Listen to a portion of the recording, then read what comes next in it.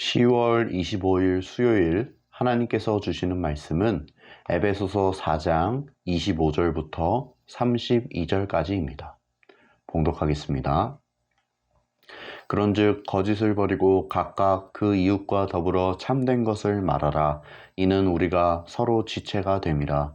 분을 내어도 죄를 짓지 말며 해가 지도록 분을 품지 말고 마귀에게 틈을 주지 말라.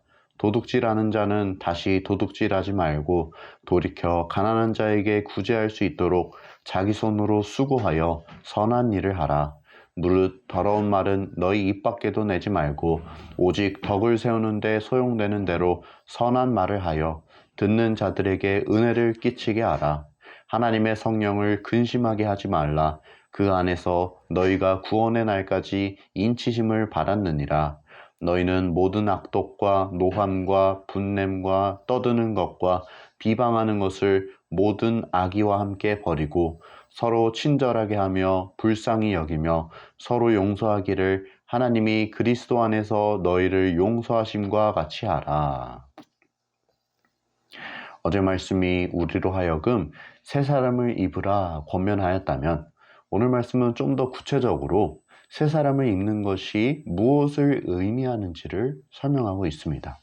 먼저 25절에 보면 그런즉 거짓을 버리고 각각 그 이웃과 더불어 참된 것을 말하라. 이는 우리가 서로 지체가 됨이라 라는 말씀이 나옵니다. 우리가 살아가면서 거짓을 말하게 되는 경우가 있을 수 있죠. 내가 누구 것을 빼앗은 것도 아니고 누구를 다치게 한 것도 아닌데 거짓이 그리 나쁜 일이냐 라는 생각이 들 수 있지만 오늘 말씀은 우리에게 분명히 이야기합니다.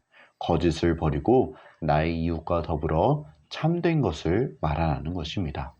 특별히 교회 안에서는 우리가 한 지체이기 때문에 더욱 그러해야 합니다. 성도 각 사람은 그리스도의 몸인 교회를 이루는 지체입니다. 우리가 이 공동체를 건강하게 유지하기 위해서는 서로가 서로에게 참된 것을 말하여 서로를 신뢰할 수 있어야 합니다. 다음으로 26절과 27절에 보면 분을 내어도 죄를 짓지 말며 해가 지도록 분을 품지 말고 마귀에게 틈을 주지 말라 하는 말씀이 나옵니다. 성경은 우리가 분을 낼 수 있다고 이야기합니다. 당연한 말이죠. 우리는 감정을 가지고 있기 때문에 언제든 화를 낼 수 있고 분을 나도 모르게 욱할 수 있습니다. 그러나 중요한 것은 분을 내어도 죄를 짓지 말라는 것입니다.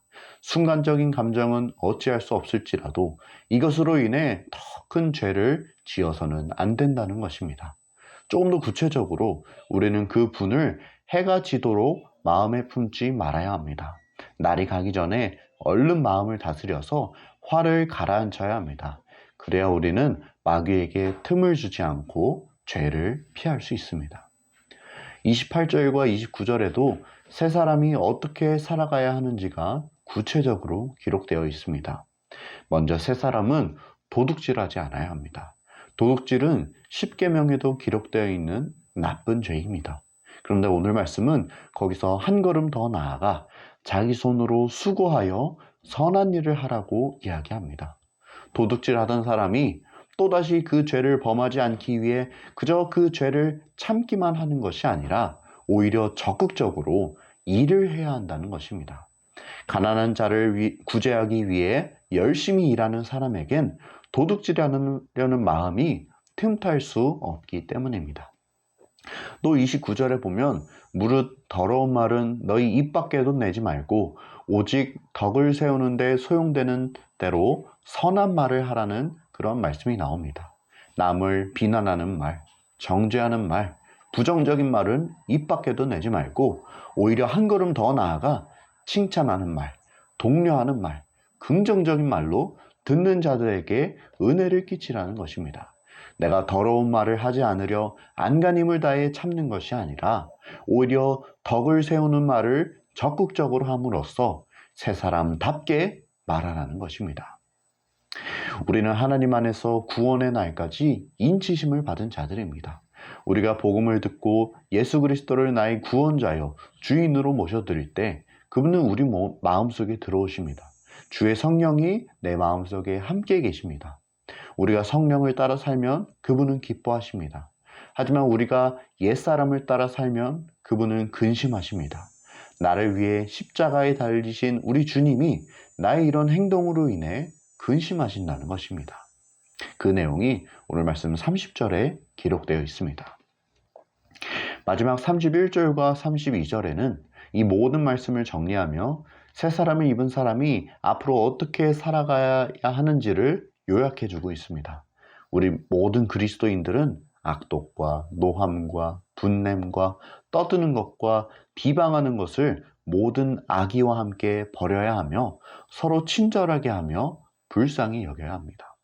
여기서 말하는 악독은 과거에 당한 손해나 모욕에 대한 원한을 버리지 않고 마음속에 품어두어 이웃과 화해하기를 거부하는 그러한 마음 상태를 뜻하고, 떠드는 것은 분노를 자제하지 못하고 소리 지르는 것을 의미합니다. 또 마지막으로 오늘 말씀은 서로 용서하라고 이야기하는데, 어느 정도 수준으로 우리가 용서해야 하냐면 그리스도께서 우리를 용서하신 같이 용서하라고 말씀은 이야기하고 있습니다. 우리가 주님 앞에 얼마나 부족한 자들입니까? 얼마나 죄 지은 자들입니까? 그런 우리를 주님께서 용납하고 용서하여 주신 같이 우리도 서로를 용서하라는 것입니다. 여기까지가 오늘 우리가 읽은 본문의 내용입니다. 오늘 주시는 메시지입니다. 첫째, 마귀에게 틈을 주지 말라. 마귀는 우리의 약한 곳을 기가 막히게 잘 알고 있습니다. 우리의 어디를 살살 긁어주면 우리가 욱하고 튀어오르는지를 너무나 잘 알고 있습니다. 그래서 우리가 마귀에 맞서는 가장 좋은 방법은 틈을 주지 않는 것입니다. 만약 우리에게 틈이 보인다면 마귀는 우리를 호시탐탐 노리고 있다가 그 약점을 집요하게 파고들 것입니다. 그 대표적인 예로 오늘 말씀이 이야기하는 것이 분을 낸 후에 이것을 계속해서 마음에 간직하는 것입니다. 누구나 분을 낼 수 있습니다. 누구나 욱할 수 있습니다. 하지만 말씀은 해가 지기 전에 그 마음을 처리하여 그것이 죄가 되지 않게 하라고 이야기하고 있습니다. 분을 낸 후에 그것을 다시 묵상하지 않으시길 바랍니다. 계속해서 그 상황을 떠올리고 그 대상을 떠올리고 그 감정을 떠올리지 않으시길 바랍니다. 내가 그것을 떠올릴 때마다 그것은 내 마음속에 계속 커져서 결국 우리는 마귀에게 틈을 주고 말 것입니다. 마귀에게 틈을 주지 않는 가장 1차적인 방법이 그러한 상황을 피하고 또 만들지 않는 것이라면, 보다 적극적으로 대응하는 방법 또한 오늘 말씀에서 소개되고 있습니다. 그것은 나에게 틈이 되는 말과 행동과 생각에 오히려 반대로 행하는 것입니다. 도둑질하는 사람은 오히려 가난한 사람을 구제하기 위해 열심히 일하는 것입니다. 더러운 말을 내는 사람은 오히려 남을 세워주고 남에게 덕이 되는 말을 소용되는 대로 하는 것입니다. 마음에 분이 있는 사람은 오히려 그리스도께서 나를 용서하심 같이 내가 미워하는 그 사람도 용서하는 것입니다. 이것은 마귀에게 틈을 주지 않는 것을 넘어서 오히려 그 틈을 메우고 적극적으로 공격하는 것입니다. 오늘 말씀대로 마귀에게 틈을 주지 마십시오. 오히려 그 마귀를 향해 여러분이 먼저 공격하십시오. 주님의 이름을 부르고 은혜를 구하십시오. 우리는 너무나 연약한 존재이기 때문에 작은 틈만으로도 쉽게 무너질 수 있습니다. 그러나 주님께서 우리를 붙들어 주시면 그러한 공격들을 넉넉히 이길 줄로 믿습니다.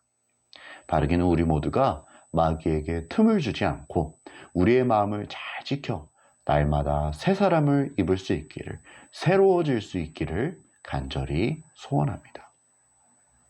둘째 주시는 메시지입니다. 하나님의 성령을 근심하게 하지 말라. 우리가 복음을 듣고 예수 그리스도를 나의 구원자요 인생의 주인으로 모시는 자에게는 하나님이 성령을 보내주십니다.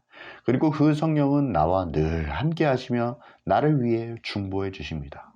로마서 8장 26절에 보면 이런 말씀이 기록되어 있지요. 이와 같이 성령도 우리의 연약함을 도우시나니 우리는 마땅히 기도할 바를 알지 못하나 오직 성령이 말할 수 없는 탄식으로 우리를 위하여 친히 간구하시느니라. 성령님은 말할 수 없는 탄식으로 우리를 위해 간구하십니다. 우리를 위해 중보하십니다. 그만큼 그분이 우리를 사랑하시기 때문입니다. 나를 위해 십자가에 달려 돌아가신 그 주님께서 지금도 나를 위해 중보하고 계십니다. 간절한 마음으로, 말할 수 없는 탄식으로 나를 사랑하시기 때문에. 그러니 이것을 아는 우리들은 그 성령님을 근심케 하지 않아야 합니다. 적어도 우리가 어떤 은혜를 입었는지를 아는 사람들은 그분의 마음에 다시 한번 못을 박는 일은 하지 않아야 합니다. 그것은 우리가 옛사람으로 돌아가는 일입니다. 우리는 성령 안에서 구원의 날까지 인치심을 받은 자들입니다. 다른 말로 우리는 그분의 소유이자 그분의 자녀라는 말입니다. 그렇다면 우리는 더 이상 우리가 우리의 주인 되어 사는 삶이 아니라 그분이 우리의 주인 되어 사는 삶, 새 사람을 입은 자의 삶을 살아가야 합니다. 우리 주님께서 우리를 위해 십자가에 달려 돌아가신 이유는 그저 우리의 죄를 없애기만 하기 위해서가 아니라 오히려 구원받은 우리가 앞으로 주님 뜻대로 살게 하기 위함입니다. 우리가 우리의 삶으로 내 안에 계신 성령님을 근심케 하고 있지는 않은지 돌아봐야겠습니다. 그분은 우리를 위해 지금도 간절히 중보하는 분이십니다. 세상 그 누가 나를 위해 말할 수 없는 탄식으로 간구하겠습니까?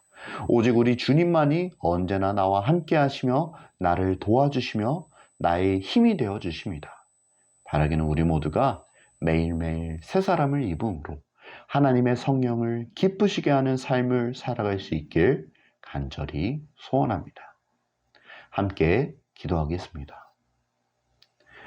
사랑의 주님, 오늘 주님께서 주신 말씀이 참 귀하고 소중합니다. 오늘 우리가 들은 말씀대로 매일매일 새 사람을 입으며 살아가기를 원합니다.